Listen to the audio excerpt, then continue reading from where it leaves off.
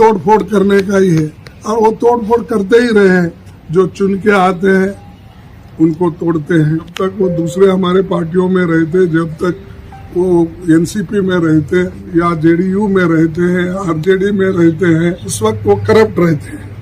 और आप जब बुला लेते हैं तो आपके वॉशिंग मशीन में आकर वो क्लीन हो जाते हैं। किसी एक व्यक्ति का प्रश्न नहीं है और कोई व्यक्ति महत्व नहीं होता देश के सामने।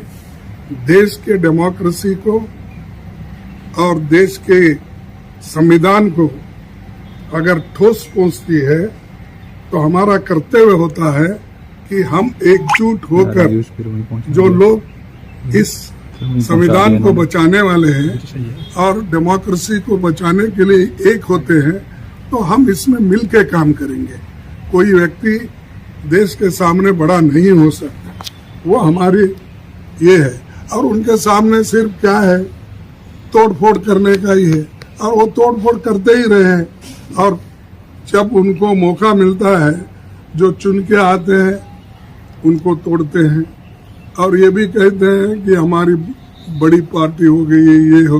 भाई आपका अगर ठीक है पार्टी, फिर तोड़ते क्यों हो? चुने हुए लोगों को आप ले जाते हो।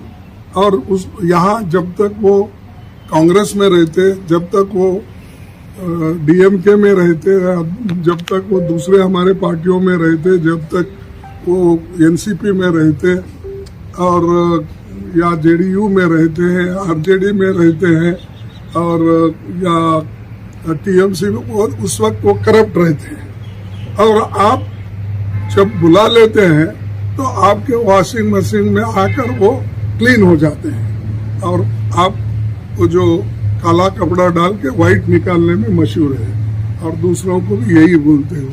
तो ये ठीक नहीं है। ये उनकी आदत है पहले से भी, डराने का, धमकाने का, हरासमेंट करने का, प्रेशर डालने का, वो कर रहे हैं। तो उसको हम डरने वाले नहीं। मोदी साहब ने तो ये बोला था पार्लियामेंट में, सभी अपोजिशन को मैं अकेला ही भारी पड़ता है। जब अकेला ही भारी पड़ता है, फिर छोटे मोटे सबको लेके 30 क्यों गिन रहे? और 30 कौन से पार्टी है तो बताए, तो हम भी इलेक्शन कमीशन से लिस्ट मंगवाएंगे और बोलेंगे। अब हमारे पास जो 24-26 लोग जो भी आते हैं, वो हम पार्लियामेंट में भी रहते हैं, बाहर भी रहते हैं, मिलके भी रहते हैं। उनके 30 लोग कहाँ मिले थे मुझे तो मालूम है। बाकी पवार साहब जा ही रहे हैं, मीटिंग में ऑफिशियल हो गया।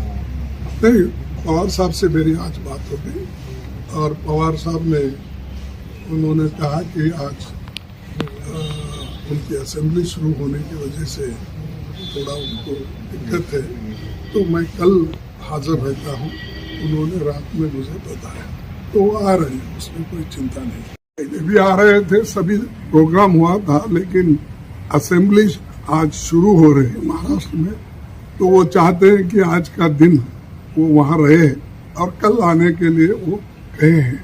और मुझसे भी बात हो गई उनसे, मैं उनको फ़ोन किया था कि आप आना ज़रूरी है, बाकी का तो आप बाद में भी काम कर ले सकते हैं।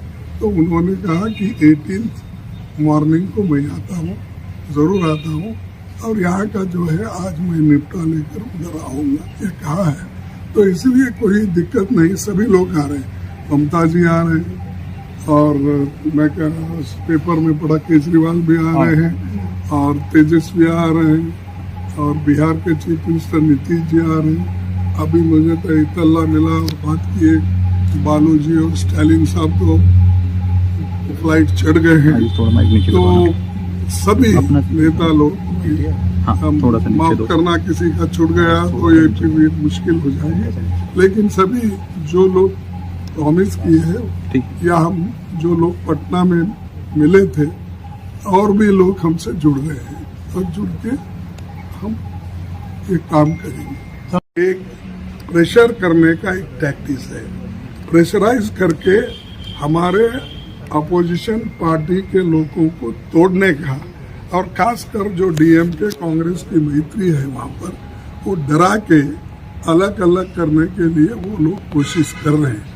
लेकिन डीएमके भी डरने वाली नहीं है, कांग्रेस भी डरने वाली नहीं है। या हमारे साथ जो भी अलायंस पार्टनर्स है उनके ऊपर अगर कुछ भी अगर जोर जबरदस्ती हो गई तो उसके खिलाफ हम लड़ते रहे।